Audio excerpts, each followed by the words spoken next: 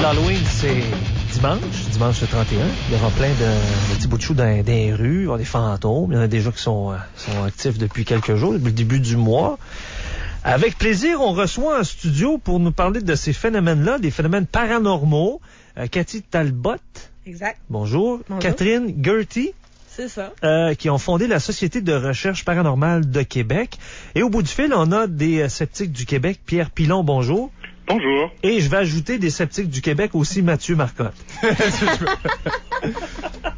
ne suis pas nécessairement un sceptique en tout point, mais oui, je suis plus ou moins sceptique. Là, les filles en studio, on parle de vous dans les médias cette semaine. C'est sûr, c'est la semaine d'Halloween. Vous avez fondé cette société-là parce que vous y croyez. Vous croyez aux phénomènes paranormaux? Ben, on a eu des expériences. On a vu aussi avec les émissions à la télévision qu'on pouvait mesurer un peu, qu'on pouvait peut-être enregistrer ça. Fait qu'on voulait voir si c'était vraiment vrai, si nous autres même, on était folles ou non d'avoir vécu des choses comme ça. Mais vous dites dans l'article que vous avez vu des phénomènes, je pense avant même de fonder la société. Ouais, vous avez vu comme un peu Martine des fantômes. Oui. Ben, vous avez vu ça où, comment, là? Ça m'est arrivé, moi, quand j'étais plus jeune. J'ai vu des ombres, mais ils n'étaient pas collés au mur, les ombres. Là. Ils étaient en dehors du mur. Une fois? Oui. Et Cathy? Ben, moi, j'ai vu ce qu'on peut appeler une apparition, mais en plein jour. Moi, j'étais convaincue qu'il y avait quelqu'un qui allait cogner à ma porte, mais en fin de compte, il n'y avait personne. Mais j'ai vraiment vu un homme passer avec une barbe, un chapeau noir... mais il n'y avait absolument personne. OK. Puis il n'y avait pas de boisson dans le décor? Non, pas du tout. Médicaments. C'était le matin de bonne heure. J'avais 15 ans à l'époque, si je me trompe pas. Okay. Martine, rappelle aux auditeurs qui n'étaient pas là. Qu'est-ce que tu as vu, toi? Ben, moi, j'ai vu une pas vu lueur. Mathieu tout nu, là? Non. J'étais à Tremblant, dans un chalet, dans un coin là, perdu. C'était une route, un cul-de-sac. Puis nous, le chalet était au bout du cul-de-sac. Puis c'était un soir, il faisait noir, puis il y avait comme un lampadaire dans la ruelle. Puis pour accéder à la ruelle, il y avait comme une genre d'entrée là, du stationnement du chalet. Puis on est allé pour prendre une marche, mon ancien copain et moi. Puis en sortant du stationnement, on a vu comme en face de nous. Moi, j'ai vu quelqu'un marcher. Puis c'était comme une lueur translucide, blanche, là. J'ai vu comme un mouvement de jambes bien smooth, puis mon chum, lui, de l'époque, il a vu quelque chose de transparent, blanc, à hauteur d'homme. Mais le problème dans tout ça, tu sais, on s'est dit, pour moi, il y a quelqu'un, tu sais, puis on a comme appelé, est-ce qu'il y a quelqu'un? Mais on n'entendait pas de pas. C'était l'automne, les feuilles, là, quand tu marches dans le foin, là. Ça met du bruit. Oui. Puis en plus, le lendemain, quand on est repassé là, parce que là, tu sais, on a décidé de continuer la marche, mais moi, je doutais un peu, je me demandais c'était quoi, tu sais. Fait que je lui ai demandé, est-ce que tu as vu ce que j'ai vu? Puis il a dit oui, j'ai vu ça, j'ai vu de quoi? Mais c'est le lendemain matin, quand on a vu qu'il y avait une clôture haute, là, d'à peu près 6-7 pieds, là, qu'une personne qui aurait traversé ça aurait fait du bruit, là. Mm-hmm. Fait que cette chose-là, là... En passant à travers la clôture. Ah oui, puis moi là, je suis pas grosse là, j'aurais pas pu passer à travers la clôture, les barreaux étaient très serrés là, puis c'était une piscine qui avait l'autre bord de ça. Tu sais, on n'a rien entendu comme trace de pas, puis en plus au chalet où on couchait, qui était à une de mes copines, il y a déjà une fille qui était supposée d'aller rester là, une de ses chums qui devait rester là 5 jours. Puis finalement au bout de 2 jours, elle est partie de là, puis quand ma chum est retournée à son chalet là, la fille avait pissé dans le lit là, parce qu'elle avait eu peur de quelque chose, mais elle a comme pas voulu y en parler là. Fait que moi je me dis que ce coin-là il y a quelque chose qui rôde là, tu sais.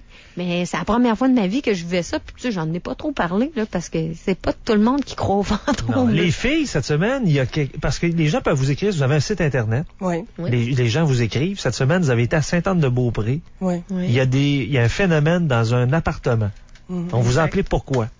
Qu'est-ce que vous avez vu là ou entendu?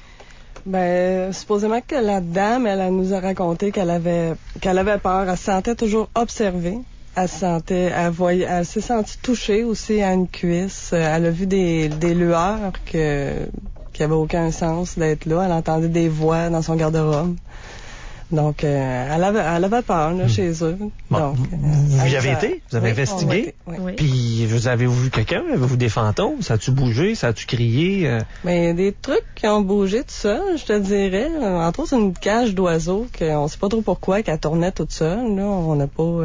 Y avait-tu du vent? Y avait-tu des fenêtres ouvertes? Non, pas du tout. On fait tout. attention à tout ça quand on investigue. C'est le silence total. Okay. Y a-tu un oiseau dans la cage? Pas du tout. C'était comme une cage décorative faite en bambou, en branche de bois, là. Elle tourne tout seul. Ouais. Elle spinait pas mal, je vous dirais, là. Ouais. Mais moi, si ça faisait ça chez nous, elle sortirait assez vite de la maison, la cage. Là. La dame, elle garde ça? Mais je pense que c'est la première fois que ça le faisait. Parce qu'on lui a demandé, est-ce que c'est normal que ça fasse ça? Elle dit non, ça tourne seulement quand on ouvre les fenêtres. Quand on passe rapidement devant, c'est sûr, ça fait un coup de vent, là, ça se met à tourner, là.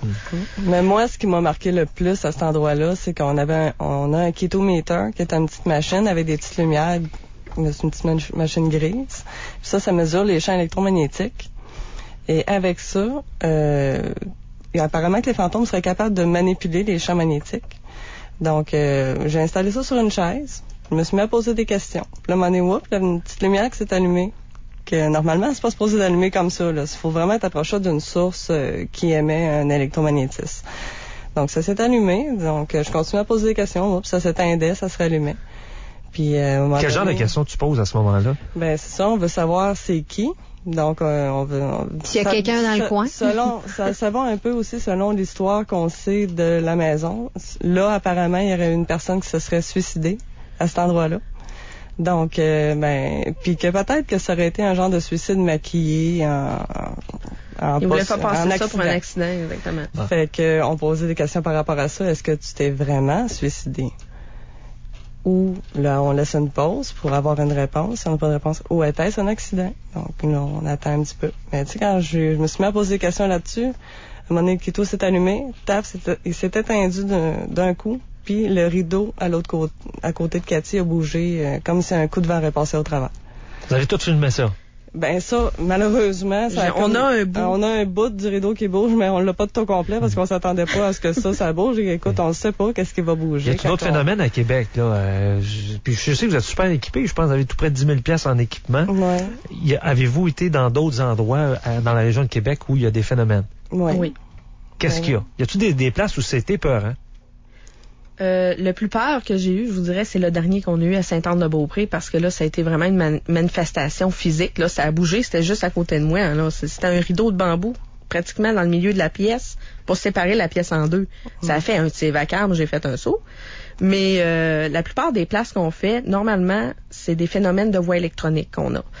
Alors, on a tout le temps des enregistreurs numériques vocaux avec nous, on les part, on laisse là, on pose des questions, ou même des fois, on les laisse fonctionner.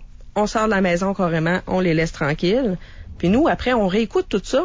Puis quand on le réécoute, on se rend compte que ça parle, mais que ça n'a pas d'affaire à parler. Là. Il y avait personne là, à cette place-là. Là. Ou quand on pose des questions, il y a du monde qui nous répond, mais il y a personne qui nous a répondu sur le coup. Là. Fait que vous autres, vous êtes aussi sceptiques que nous autres. Vous êtes en train d'essayer de vous prouver à vous que ça existe. Exactement. On commence à y croire de plus en plus, je te dirais, mais... On travaille là-dessus, on veut savoir, on fait des recherches paranormales. On niaise pas à aller voir, aller niaiser dans une maison pour voir s'il y a des fantômes. Là.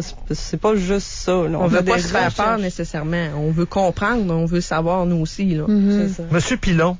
Oui. Vous entendez tout ça? Tout à fait. Moi, je suis près des deux filles, puis j'ai l'impression que les filles sont sincères. J'ai vraiment pas l'impression là, qu'on se fait gourer. Là. Mais j'ai aucun problème à croire que ces personnes-là sont sincères. Vous en pensez quoi? Parce que même je pense que vous offrez 10 000 $ en récompense ou à qui pourrait vous démontrer que c'est véridique?